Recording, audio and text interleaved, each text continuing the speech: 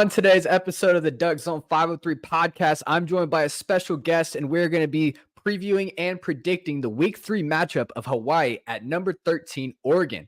We'll also be giving our 3 keys of the game, and finally, our final score prediction. I'm your host, Dominiqk Peterson. This is the DuckZone503 Podcast, where we talk all things Oregon football. Let's get into it, people. Welcome to the DuckZone503 Podcast. Talking all things Oregon football. With your host, Dominiqk Peterson. Let's go.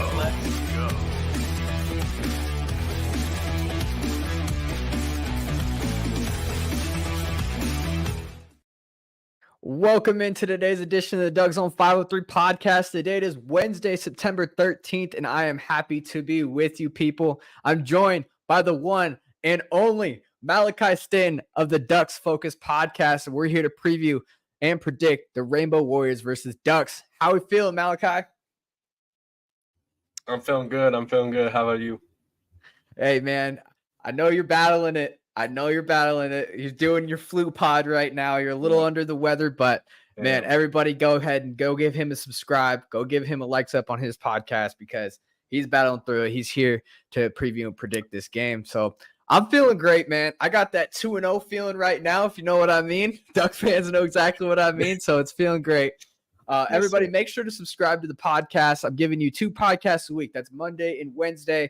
Mondays are our recap and analysis episode of the following game. Wednesdays, we're here on Wednesday doing our preview and prediction. And then I also give you full game day experience vlogs at home games. Plus, I'll be at that Washington game October 14th, full game day vlogs. So make sure you subscribe. When the season's over, I like to get recruits on, talk about, what's going on with Oregon recruiting a little bit. So it's always fun here on the DuckZone503 Podcast. I got 831 subscribers on YouTube. The goal is 1,000. Man, you guys have been getting us there. We've been getting a load of subscribers real fast. I appreciate everybody who does. If you're listening on Spotify, rate it 5 stars. Please, can't beg you guys enough for that. Thank you guys enough for that. Appreciate you guys. All right, let's preview this matchup. We got Hawaii, who comes in 1-2, at number 13, Oregon, who's 2-0. Games in Autzen Stadium, 5 p.m. Pacific time kickoff. One of my favorite kickoff times, personally. It's not too early, not too late. You get that beautiful Autzen sunset right around halftime. I think it's great.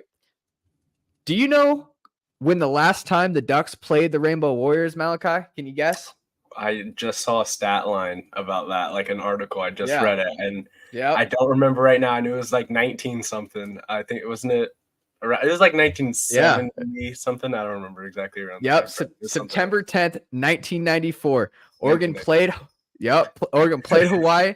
They won that game in Hawaii 36-16. And fun fact, Oregon opens the season in Hawaii next year. So Duck fans, if you've never been to Hawaii before, like me, that's definitely a game you're looking forward to. The all-time record for the Ducks against Hawaii is 4-3. Fun fact number 2 for you guys, the Ducks have lost 3 straight against Mountain West programs by a combined score of 101-45. You could thank Boise State for most of that, and you could thank Max Torres of Sports Illustrated for those fun facts right there. Appreciate him. If you guys haven't seen his work, man, he's locked in with the Ducks. Great journalist work there, pulling up those stats. Let's go ahead and preview Hawaii's season so far. They lost 35-28 against Vanderbilt in a Week 0 game. It was a close game. Their quarterback, Braden Shager is the Hawaii quarterback. He threw 2 interceptions in that game, but Vanderbilt had 0 turnovers, something that we see in this last Duck game where Texas Tech had 4 turnovers. Turnovers are killers for you, and they lose you ball games. They lost a close one there that they could have won. They come home to play Stanford in Week 2. This is one that I was really interested to watch because Oregon plays both these teams, and they lost 37-24. Stanford is considered one of the worst teams in the Pac-12 by many and really came out and controlled that football game on the road. Hawaii did not impress me there. Now, they just had a game against a high school team named Albany. I hate to joke around here, but 31-20. They obviously won that game, but only an 11-point win against Albany. So, of course, you expect to win that game, but it's still kind of a close game. Head coach Timmy Chang comes in for his second season. He went 3-10 last season. Not much of a good start this season. Now he's running into a buzzsaw playing the Ducks. The Ducks head into this matchup 2-0 on the season. When they last played, the Ducks got the win with a final of 38-30 when they faced the Texas Tech Red Raiders in a crazy game. Bo Nix threw for 2 touchdowns, ended that game with 359 yards passing. Very efficient as well, connecting on 32 of 44 on his throws, and his quarterback rating was very good at 156.3. Now, he didn't throw any picks, and his average yards per pass attempt was at 8.2 per yards. Bo Nix carried the rock 9 times for 46 yards, finishing the contest with 5.1 yards per carry for Oregon. I want to thank Doc Sports for a few of those stats as well. Great statistics on the game there because that was a great game. If you haven't seen the Texas Tech Oregon game, I suggest you do. We did the recap and analysis on Monday. Go check out that episode if you haven't already. I'm going to say this now, Maleki. Oregon is riding high into this matchup off a big-time emotional road win. They have a huge first conference game looming ahead against Colorado. So I think it's so important for Dan Lanning and this staff to see that and get these guys locked in for this matchup right here in specific, because it might be easy to kind of just write this off as a win in your head. And that should be the focus going in. And I think Dan Lanning is going to be doing that. I think Dan Lanning is going to be preaching that, getting these guys to practice hard. But my main message here going in is do not look ahead. Now, Maleki, what do you expect from this Oregon offense coming into this matchup? Who are some players you're going to be watching? Give us the full breakdown of this Oregon offense. Yeah, for Oregon offense, I mean, number one, we got to start off with the guy, as you can see right there, number 10, Bo Nix. I mean, this is a guy that you have to, right? I mean, possible Heisman contender. Last week, we saw him. I mean, he was offensive player, right, of the week. Was that right? I think I just saw that. Yeah, today. for the Pac-12. For the Pac-12, yeah, he was offensive player of the week, and reasonably so. I mean, this guy, he played great, of course, against Portland State, and he played, very well against Texas Tech. Still surprised, of course, the 2 teams that we've played been interesting, but no interception so far. Hopefully that can, continue on through this week. Really great. You have Troy Franklin, arguably, I mean, not really arguably, he is our number 1 wide receiver. Great guy. I mean, and their explosiveness, the chemistry between the two. Afterwards, you saw Bo Nix to the sideline. He was like, hey, like, we got that, we scored. And so it's really great, the chemistry between those 2 players. And when they're on the field and when they're on the same page, man, they're electric, right? Like, you see those 2 playing. So I expect this week to see them have some more electric plays. Didn't really get as many as I expected, at least versus Texas Tech. I expected, a couple. We got 1 that was awesome. But I do expect this week to have quite a few of those. Our running backs, right? We're known for having our running backs, Bucky, Noah. I mean, these guys, electric. Just that's the only word I can say about this Oregon offense is electric. So our running backs, we're known for that. And Hawaii, if you've watched some of their games, you've kind of see them struggle a little bit with the run and pass. I mean, a little bit of both. They are good on pass. Don't get me wrong. They do have some good, very talented cornerbacks. But again, run, I think the run is going to be something that Hawaii fans, when you're watching this game, you're going to want to watch. Same with the pass. I think pass-wise, I think we're going to go a mixture of both and kind of test the waters there. Terrence Ferguson, I mean, I wasn't really expecting it, but he had a couple good plays, against Texas Tech. We saw him come in and, he's impressed me, and I expect to see him, play a little bit of a factor this week again. And then backups, right? We've talked a little bit about, the possibility of some backups coming in. I got Austin Novosad coming in, Ty Thompson, those 2 backup quarterbacks coming in possibly, right? Playing. That's all I really have for offense-wise. I would say running backs. I would say our offensive line, last week they had some penalties that we saw, a couple false starts. So maybe watching them there. But I'd say overall, this offense, if they can get going right from that start, I'd say they can continue and they'll be electric. Yeah, 100%, man. I was looking at some college football stat rankings, and here, I'll just go ahead and share the screen real quick for you guys so you can see what I'm seeing. So, okay, so let's go to total offense here. This is Oregon in the first 2 games. Boom. Look at that. Number 2 in the country. They're averaging 8 yards per play, almost a first down every play, 600 yards of offense. Now, a lot of these stats, of course, have to go with Portland State, but,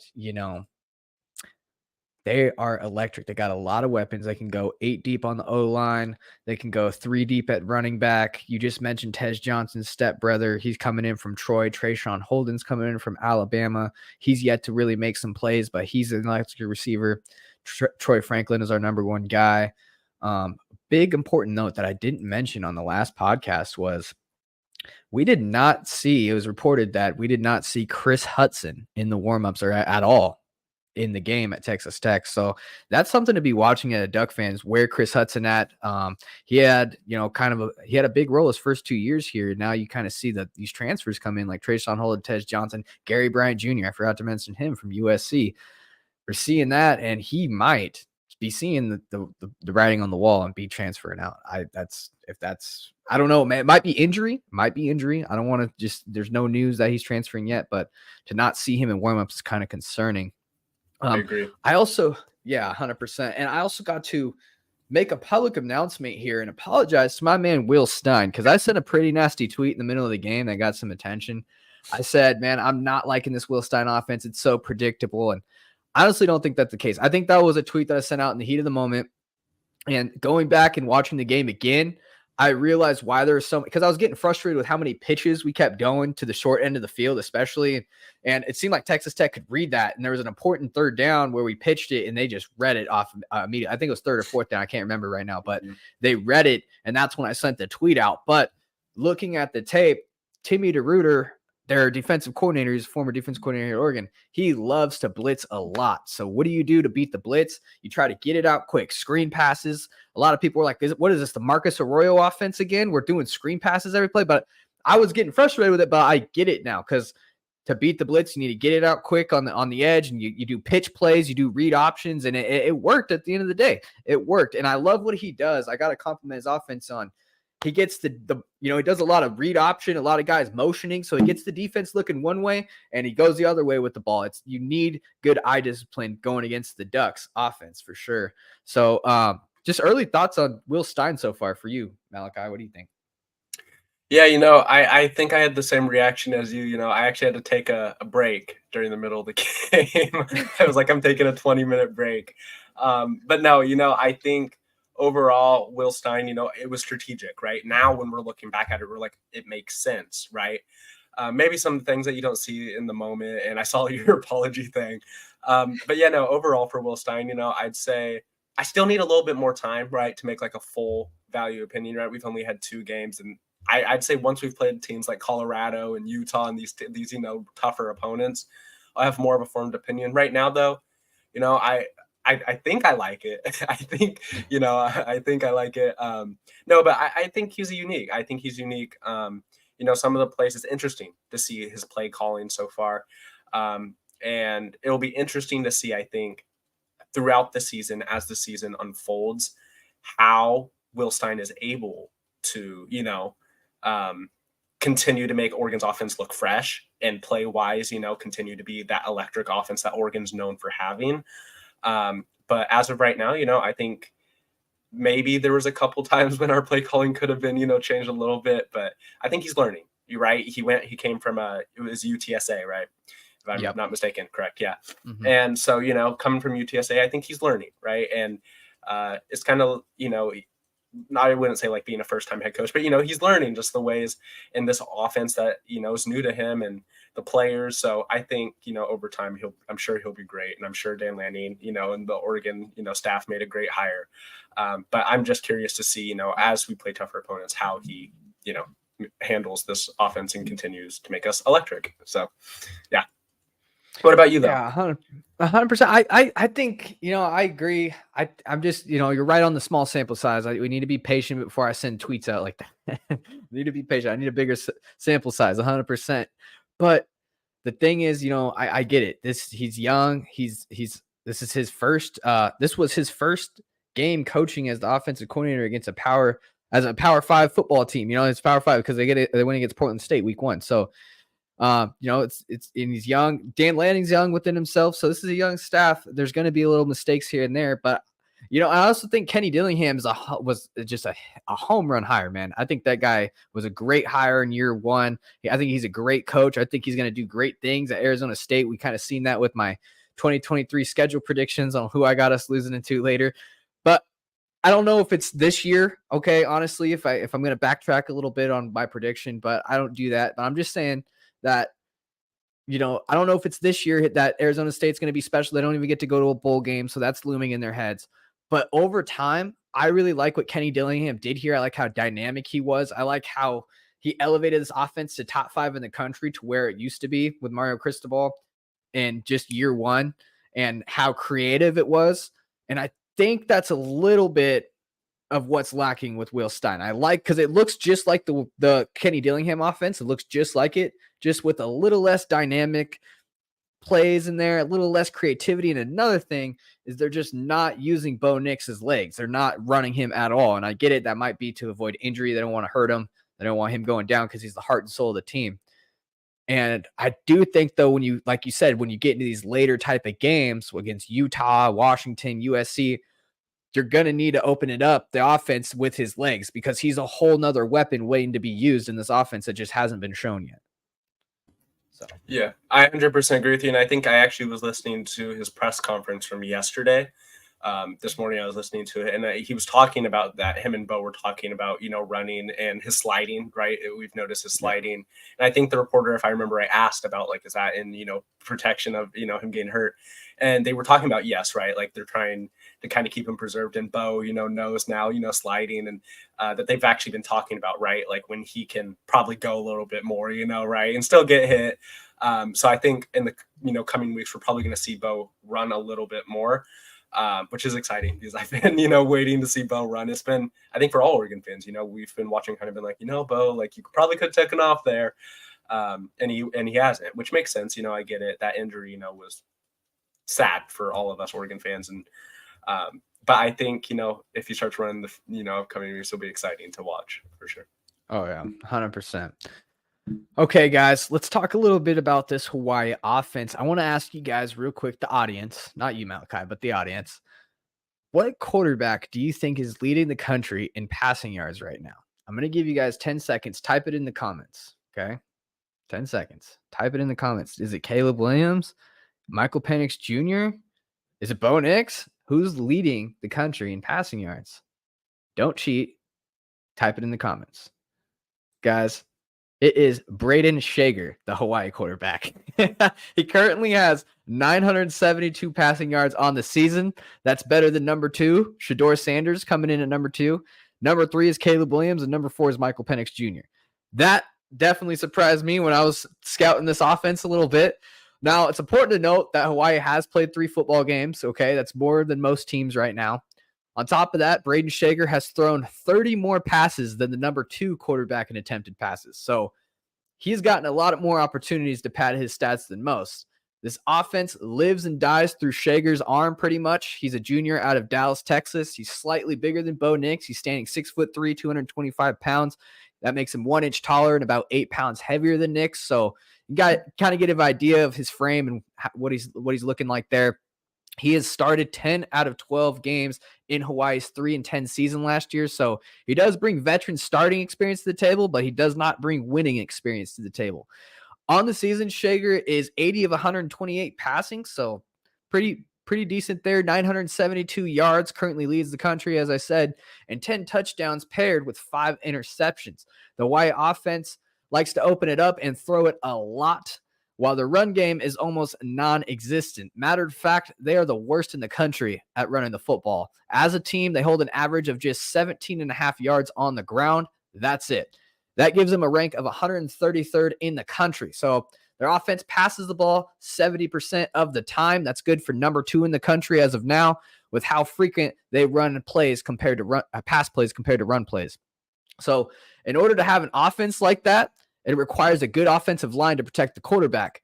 And let me tell you guys, the reason why Hawaii has not been successful is because Hawaii's offensive line is awful. They allowed Stanford, when they played them, to get 5 sacks in their matchup. Oregon's coming off a game where they just got 4 sacks. I would love to see the Ducks keep that up against a pretty outmatched Hawaii offensive line. That's something that was a huge positive takeaway from the Texas Tech matchup, was the pass rush for me. I think the young freshman Mateo Ugiagale and Tatum Tuioti are massive upgrades at those defensive end positions. Pair that with Jordan Birch. That's a great addition from the transfer portal. I love that. I love the pressure they've been getting, and you can't forget the best defensive player on the roster, Brandon Dorlus, baby. He's right there. So I think it's going to be a heyday for this defensive line against Hawaii's O-line while they try to pass. They do have some talented receivers. On the outside, wide receiver Stephen McBride leads them in receiving touchdowns with 5 already on the season. He's a senior who's standing 6'1", 165 pounds, so he's a smaller type receiver, very quick and elusive. I watched a couple highlights of him against Vanderbilt, and he looks pretty good. 17 catches, 210 yards, and 5 touchdowns coming into this game is pretty impressive. You can't forget about their leading wide receiver, Pofeli. Hope I'm saying his name right, Pofeli Ashlock. He's right there, number 86. The young freshman wide receiver leads the Rainbow Warriors in receiving yards with 315 yards and 19 catches and 3 touchdowns. So 2 pretty good receivers to throw to. He got a quarterback who's leading the country in passing yards right now. So I think this is a pretty damn good test before facing the Colorado Buffaloes, who like to pass the ball a lot as well. I expect the Ducks front 7 to just dominate this O-line. I'm sure the Rainbow Warriors will be trying to get the ball out as fast as they can to stay away from pressure the Ducks will be bringing. The big question is now, how does that defense handle the heavy pass pro offense? Like I said, the Ducks are going to be playing teams like Colorado, Washington, USC here in the near future. They run similar pass pro offenses with way, way better talent. So I want to see how the secondary plays against Hawaii. I really want to see them outmatch them. Now, question here. Hawaii quarterback Braden Shager is averaging around 324 yards per game. Maleki, I want to ask you this. So he's averaging 324 yards per game so far. How many yards do the Ducks need to hold Shager to in this game for you to feel confident in the secondary? So 324 yards. That's the average. Per game. Okay. Per game. Honestly, if they can hold him under 250, if they can hold him under that, or maybe even less than that, maybe 200. I'll say 200. Just make it fair. I like that. Okay. I think I'm confident in this Oregon secondary. I think they can do it. I think they can do it. Okay, I love it, man. Yeah, well, Shager passed for 355 yards and 3 touchdowns against Stanford team. You certainly don't want that. For me, I got anything under 300 yards passing. I have a feeling that they're going to try to throw it a lot. I don't think Hawaii will have much success running the ball against Oregon at all. I don't think they're going to even try, really. They haven't had success all year running the ball. So, and another note, Braden Shager, he's thrown 5 interceptions in 3 games. That's not a good ratio. The Ducks are tied for second in the country in turnover margin. That's +5 so far. I have a pretty good feeling that the Ducks will force a couple turnovers when it's all said and done. Now, for me, it's just, how focused are they for this game? Is the defensive front going to be having that energy that they had in that Texas Tech game? Because if they bring it like they should, I definitely think, they can hold them under 300. I'll be happy with that. I'll feel confident in it because that's holding them below his average. If they go with under 200 yards, let's go, baby. That's exactly what I want to see. I love it. I would love it. Okay, Maleki. So the defense for the Ducks came up big in last game. Now they're coming home to play Braden Shager, who leads the country in passing yards. What are we expecting from this defense? Who are some players to watch in the game? Give us a breakdown of this Oregon defense. Yeah, we have some studs on this defense, this year. And you just kind of talked about some, really special guys on that defensive line front, such as Brandon Dorlus, right? Mateo Yu, Jordan Birch, all these guys. Yeah, right there. That picture right there. Picture, baby. I love that. The pressure from that defensive line last week was awesome. That was something that we struggled with last year. Us Oregon, right? Fans, us podcasts were all like, man, we got to get pressure on the quarterback this upcoming year. And I was impressed. I was really impressed with our defensive line.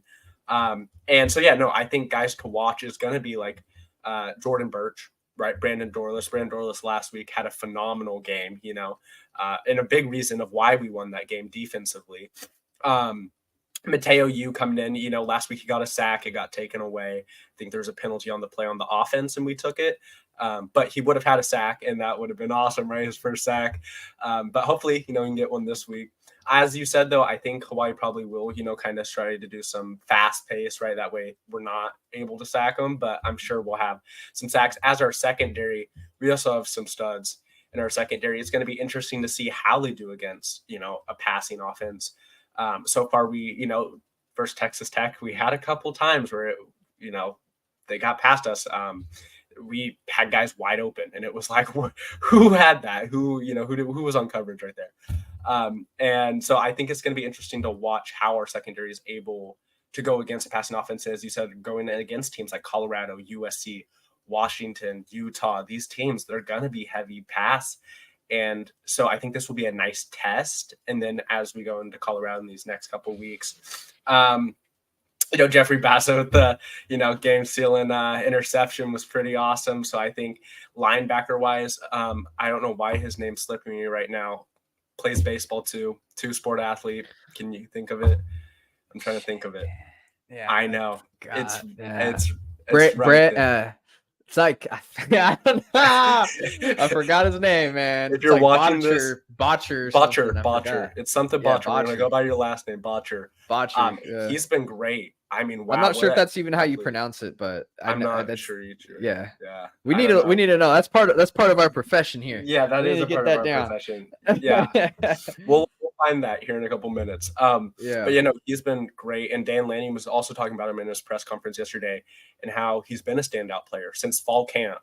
They knew that, this was going to be a guy that was going to play big, and he has. I mean, he had a fumble recovery. He had a strip sack in the Texas Tech game.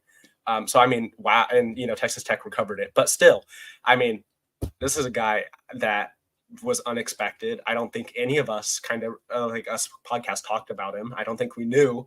And then he came in this Portland game, and I remember thinking, who is this guy? Like, I don't remember, covering it. And then, now versus Texas Tech. So I think he's going to be a guy to watch. I think there's a lot of guys on the defense that, we all kind of need to be watching. And I think there's going to be quite a few guys that are going to stand out against this Hawaii passing team. So, yeah. And we got to find out his name. I'm going to look it up right now for us. So, yeah, man, that bothers me too. He was definitely just not on my radar. I don't think he's on a lot of people's radar. We heard about him, but you hear a lot of guys' names coming up in practice. You don't know who's actually, it might just be a feel good statement, might be actually real. And he's definitely one that has performed very well, man. He plays baseball. I think he's 1 out of 16 players who plays baseball. Bryce Betcher. I'm going to keep calling him Betcher until we figure it out. I think that's it. Bryce Betcher. There it is. So, and then Brandon Dorlus, man. Yeah, Brandon Dorlus has really impressed me so far, man. If like watching the tape on him after going on YouTube, kind of slowing down the plays, man, I love what he's doing. This guy, if he keeps playing like that, he'll be a first-round NFL draft pick. I love what Brandon Dorlus doing. Jeffrey Bassa coming up with a big interception. Now, I'm not really impressed with the linebacking core as a whole so far. I think it still needs work, but man, the front four, the defensive ends, I love that. That's definitely been a huge upgrade. I think, having depth, we signed a lot of defensive linemen in this 2023 class. And having that depth, having transfers come in and having that depth, we got Tatum Toyota and Mateo Ugiagwe taking meaningful snaps in football games. These are true freshmen here. And this is meaningful depth that we have that we did not have last year. We're kind of relying on Brandon Dorlus every play, DJ Johnson every play to get a sack. Now we have all these guys to rotate. These guys can come in fresh. The reason why, I heard this on a podcast. I forgot which one in specific. I think it's Odds and Audibles that I was listening to. They made a great point that the reason why Brandon Dorlus had enough energy to go get that sack at the end of the game there, or as it wasn't a sack, but it was almost a sack. He got in the face and made the play, was because he had enough stamina, enough energy to get there, right? He had enough depth and enough guys around to rotate in and out of the game to where it's the end of the game. It's time to play. And he goes and makes the play. I love it. I absolutely love it. All right, guys, you know what else I love?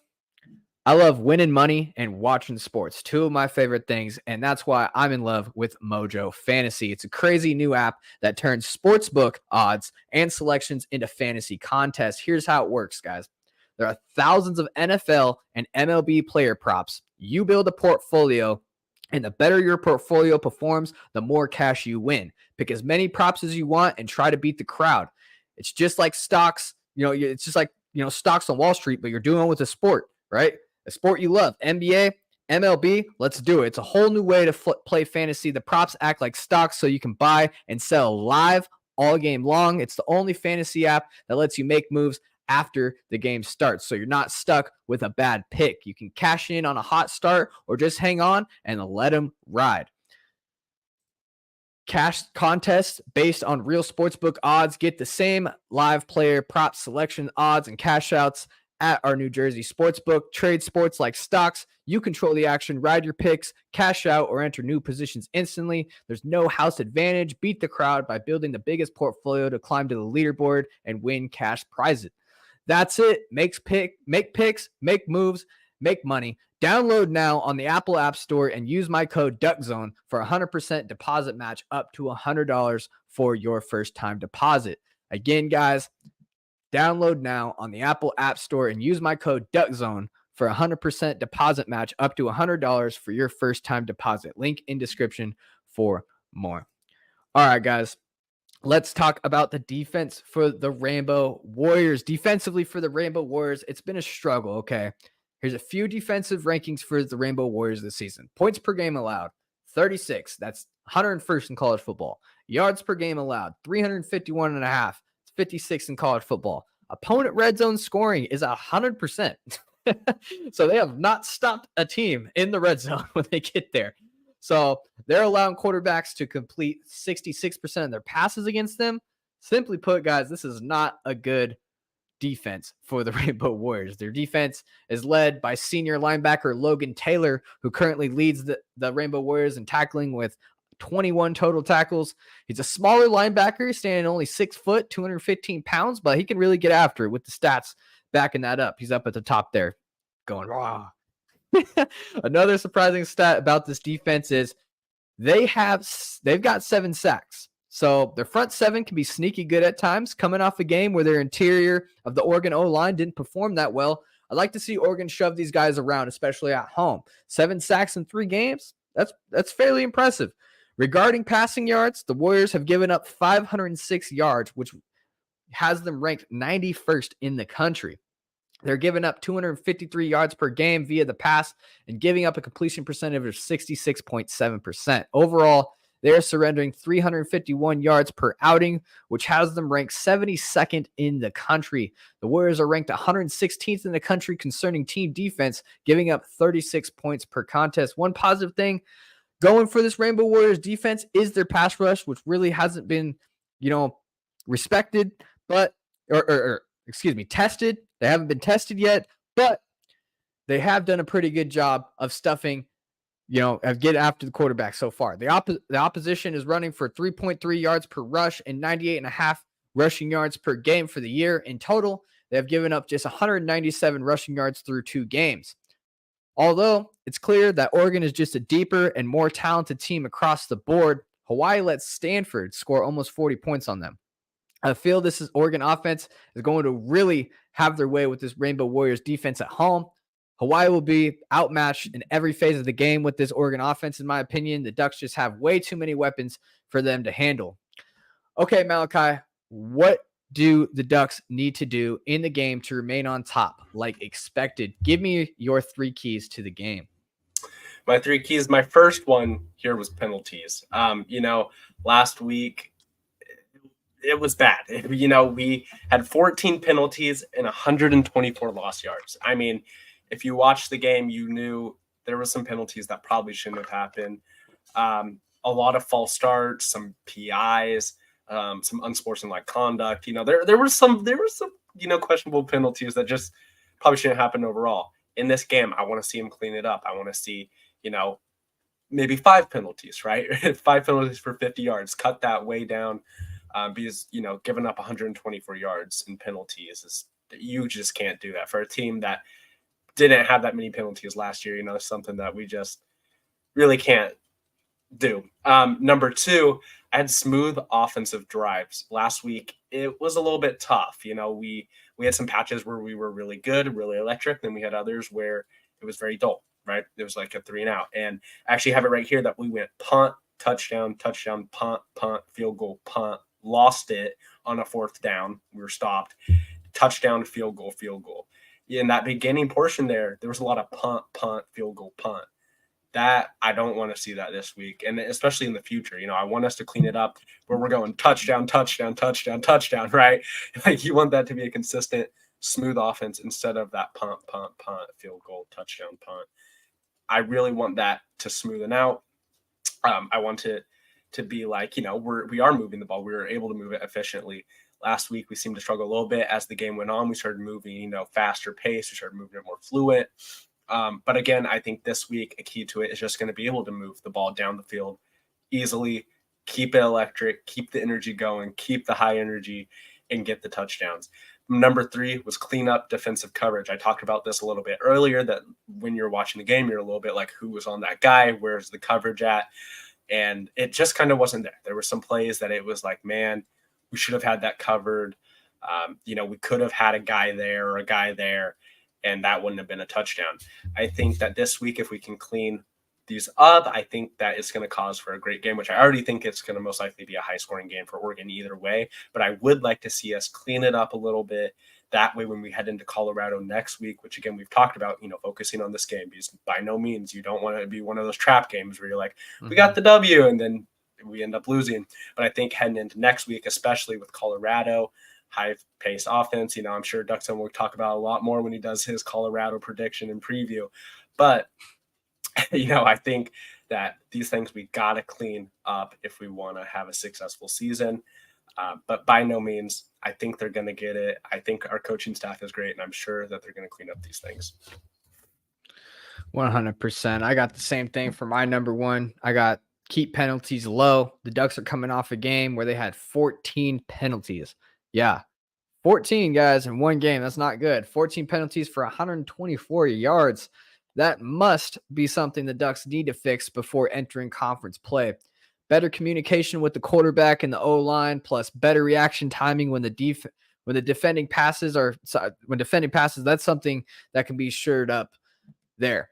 Definitely. The quarterback and the O-line communication, I think that has a lot to do with being on the road. We have a young offensive line coach, Maleki Terry, so he's learning as he's going. I think we kind of seen that there. I think there needs to be smoother, better communication. I think that has a little bit to do with coaching, because it seems like Josh Connolly in specific, and he spoke about it with the media, and he feels bad about it. He knows what to clean up, but a lot of it just seemed like him and Josh Connolly were not on the same page, and it was hard for them to communicate on the road. They need better hand signals, something to make that smoother. And then defending passes 100%. Seemed like the DBs were kind of freaking out when the ball got close and weren't keeping an eye on the ball and being disciplined, kind of just, reacting, it's a heat in the moment play, and you hit the guy too early. And that was happening frequently.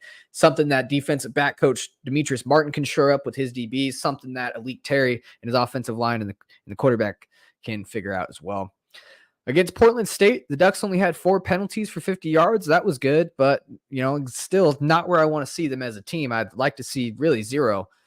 Both Oregon and Hawaii come into this game as some of the country's top penalized teams, a stat you certainly don't want to be in. The Ducks and the Rainbow Warriors both have 18 penalties as a team on the year. The Ducks have only played 2 games, while Hawaii has played 3. So the Ducks are averaging more penalties on average than Hawaii is. We must clean that play up heading into conference play.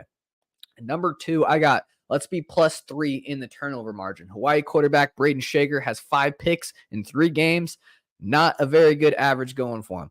The Ducks are tied for 2nd in the country in turnover margin. I have a good feeling that trend is going to keep going this Saturday. The Ducks were +4 last game. Let's try to get +3 in the turnover margin this game. Number 3, I got stay focused. Don't look ahead to Colorado. I said it to begin this podcast. Stay focused. There's going to be a huge matchup the following week after this, and it's probably going to be easy to slack this off a lit and write it off as an easy win. If you're a player, that's not the mindset to have, and I'm sure Dan and his guys are going to put them in the right mindset. But again, you're dealing with 18 to 22-year-old kids. You never know. I want to see the Ducks come out and handle business fast and early so they can rest up guys in that second half going into conference play, get them fresh going into Colorado. I'd love to see that. All right, let's get right into it, baby. What everybody's been waiting for, prediction time. Maleki, who do you got winning this game? Well, winning this game, I got Oregon by a score of 51. No way. I know. Just I know. playing. Crazy. I almost said I have Hawaii winning to mess around, but in case there's any Hawaii viewers, I don't want them to attack me. So I do got Oregon winning, though. 51, Hawaii 17. Again, I just think this is going to be a fast-paced offense. I didn't want to put a Portland State score up there because I don't think it'll be about that high, but I do think it's going to be a pretty high-scoring game, may even be more than 51 by the end of it. But yeah, so I think Hawaii will move the ball a little bit, down the field. I'm guessing they have some plays, but overall, I think Oregon's going to secure that one in the bag. 100%. Malachi's got an easy win. We're going to get into my prediction here in a second. I really appreciate you guys for tuning into the podcast, the DuckZone503 Podcast. If you really enjoy the content and you want to rock some gear, here's your way to do that. What's going on, guys? It's your boy Dominiqk Peterson, host of the DuckZone503 Podcast, where we talk all things Oregon football. Very excited to announce we just launched our very first merch store. Men's and women's t-shirts, hoodies, sweatshirts, stickers, phone cases, mugs, and cups are all sold at DuckZone503.creator-spring.com. If you want to go grab one of those today, that's DuckZone503.creator-spring.com. Store link will be in the description below as well. Yeah, people, you know what to do. Link is in the description if you want some merch. You guys know what it is. All right, let's do it. My final score prediction. Look, I really like the test that the defense is. What's going on, Maleki? You all right? Yeah, there's a fly in here, and he keeps attacking my light. Yeah, he's on my screen right now. Yeah, they do. I hate it. I hate that.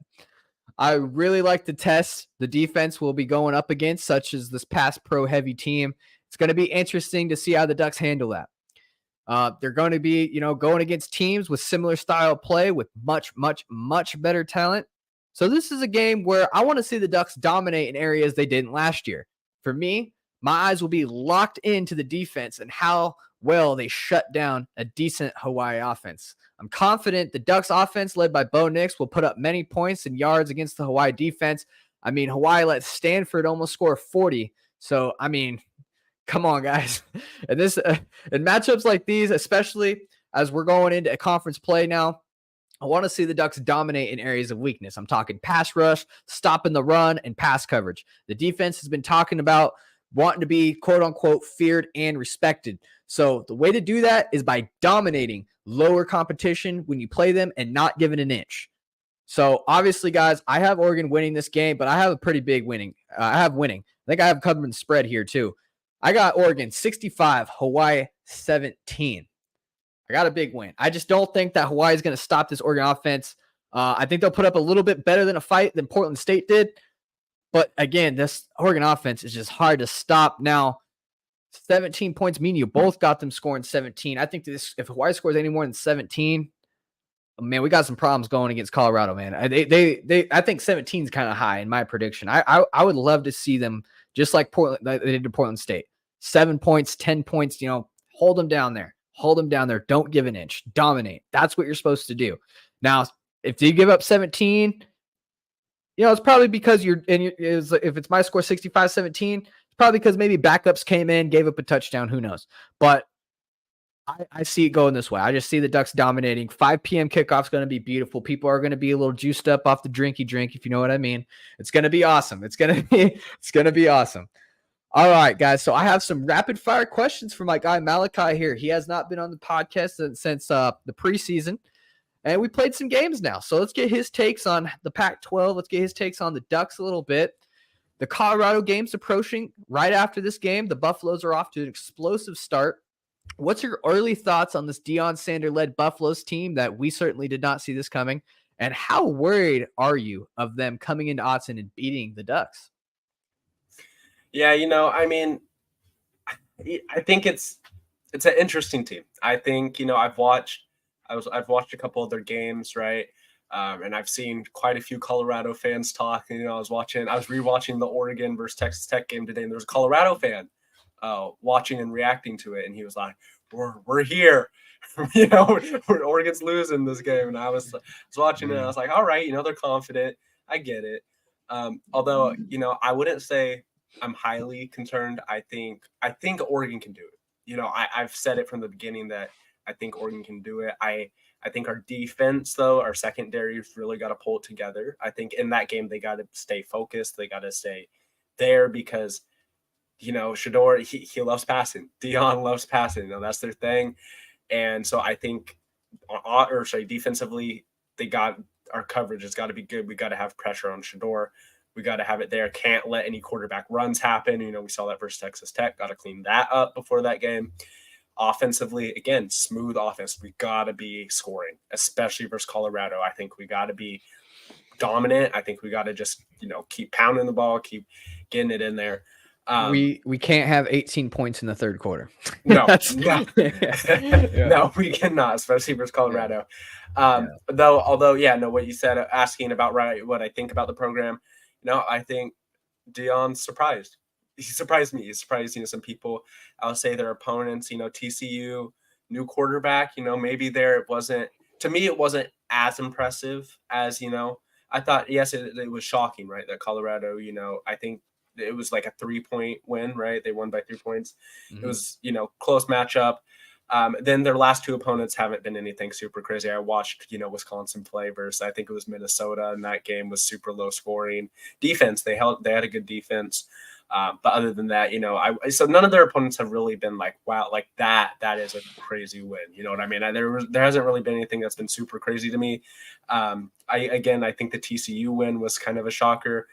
As for being scared, or nervous for it, I wouldn't say I'm super nervous. I think it's gonna be a hell of a game. I think Colorado is gonna they're gonna have some bad blood probably after what Dan said about what do they bring to the conference. So I think they're gonna be a little bit heated, but I do think we'll end up pulling it through. Yeah, I definitely think they'll be chirping on the field. That'll be fun. Yeah, I mean it does got my eyebrows raised for that one. I've definitely got my eyebrows raised. I got my buddy. I'm not going to say his name because I don't know if he wants his name out there, but I got my buddy coming through with me, and he's a Colorado fan since 2023, September 2023, and he's going to not be a Colorado fan when Deion Sanders leaves the program. So he's one of those, but he's coming through and he's going to be going for the Buffaloes. And then my dad thinks that the Colorado's for real. For some reason, my dad, I tend to think that, man, they've gone against some mid opponents, mid competition. I want to see how they fare against some top quality, and first test going to be Oregon for sure at home. The Ducks at home. So yeah, if they beat the Ducks at home, I mean, we're talking like some people got them in the college football playoffs. Some people are betting on them to make the championship and stuff like that. I mean, wouldn't be my money, but if they prove it, they've been proving it so far. So it's been crazy. All right, next question for you. Who's been your biggest disappointment in the Pac-12 so far? Ooh, biggest disappointment. Man, that's tough. I got to think about like who I've seen recently. That I'll give you time. I'll give you time to think about it. I'll start. Okay. I think for me, it's got to be Arizona State. I get it. They weren't like excuse me. Sorry about that. Going off. Should have dealt with that. Anyways, it's got to be Arizona State for me because, what was it against South Alabama or some school they played that they only won by 3. And, I get that, they weren't expected much. I don't think they were even expected to win 6 games, but in my head, I think Kenny Dillingham, not enough people are talking about him. I think he's a great offensive mind. I think he's going to be a great head coach. I like how passionate he is with his players, how well he can connect. He's a young coach, and that's alma mater. I think he loves being there. I think he's going to do some great things. And in year 1 with Jaden Rashada at the starter, I was excited. I'm like, man, this offense is going to be crazy. And then they go out and just score 24-21 game, and they beat an FCS team by just 3. And I'm like, well, that's not, exactly what I thought it would be. They won the game, but to win by 3 to an FCS opponent, I mean, you're looking at like, you might be worse than Stanford. Stanford impressed me a little bit, going to Hawaii and winning the way they did. So, I don't know. All right, let's go here. Best game, and it doesn't have to be Pac-12, any game, that you've watched so far. Or I didn't even let you answer the question. I was going to say, do you want me to answer that one? Sorry about that. Good. Yeah. You're good. Biggest disappointment. Yeah. No, you're good. Disappointment. I was just looking at it. Probably like Arizona.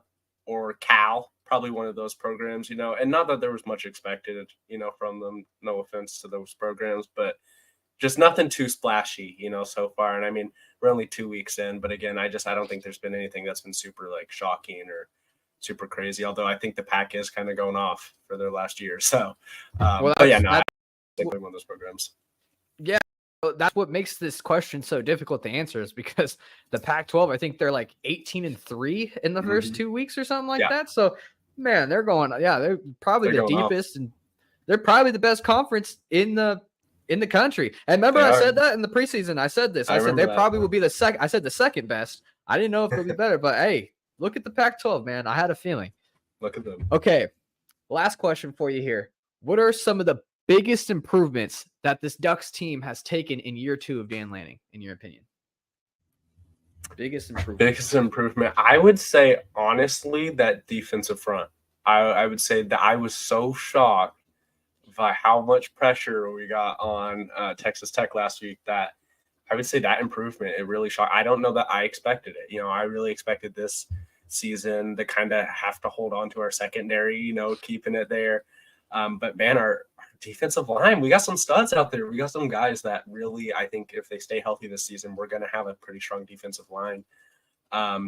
And so, I think our defensive line was one of our biggest improvements that I was kind of like, whoa, it stood out. Every Oregon fan, I think, kind of noticed it, that it was like, wow, we actually have a solid defensive line as of right now. So it was pretty shocking. Okay. Now last question, because I've missed it. You're good. Best college football game that you've watched. Oh, best college football game that I've watched so far. Man, there's been some good ones already, I would say. There was Texas versus Alabama that I watched that I was kind of like, wow. I lost my money on that. I was so mad. Really? Yeah, I had Alabama at home, but I ate my words. So I would say that one. I'm trying to think. There was a game that I watched, and I don't know why I can't remember it right now, that I was like, man, that was a really good game. Florida State, LSU. Oh, yeah, that was another good one. Good. I remember. Yeah. I didn't get to really watch that full game. I was at an event that night. But, I would probably say either the Texas or Alabama game or the Florida State, and Utah, Florida, maybe. Utah, Florida. That one wasn't horrible. I don't think it compares, though, to Texas and Alabama or FSU. Yeah, that was probably his best game so far. Yeah, Texas and Alabama. Yeah, so I had Oregon on the spread, 6.5, and that happened last second when Bossa ran it in. That because they have to go over 6.5 points to get it, and they were only up by 1, which I would have been happy to win the game, but I would have lost my money there. They get it, and I'm screaming. I'm like, "Let's go! What's the Texas Alabama score?" And I just go, "What the?" You can guess what I said next, because, dude, oh my gosh, just my luck. And dude, how many people do you think have bet their money on Alabama winning at home and have lost? I'm that tiny margin, dude. I'm that person. Of course, I'm that person. And I also had my third. It was a 3-leg parlay. I had that. I had Bama winning, and I had. I can't think of my third one right now. What did I have? I had the spread. I had Bama, and my third one hit. Oh yeah, I had Colorado beating Nebraska. And that happened early in the day. I was locked in. I was happy. And then Alabama and Texas Tech kicked off at the same time. So I'm watching one on my laptop. I'm watching one on my TV. And yeah, man. And I'm freaking out because I'm like, dude, all I needed was Bama to win.